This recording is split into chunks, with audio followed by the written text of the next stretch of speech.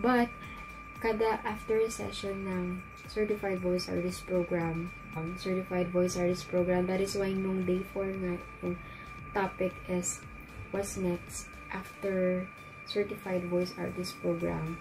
Talagang desidido ko na ituloy-tuloy lang to. Kasi, hindi sila judgmental eh. Talagang tutulungan ka nila. Tutulungan ka nilang magka-projects, tutulungan ka nilang mabuild yung skills mo, mabuild yung confidence mo. Hindi ako nagkamali sa pagsali sa Certified Voice Artist Program. Maraming salamat po sa mga trainers, sa mentors, sa host na lagi nagpapasaya ng mga session, sa mga trainers na talagang punong-puno ng knowledge and wisdom na i-share sa amin. And of course, pati na din sa mga mentors na walang sawa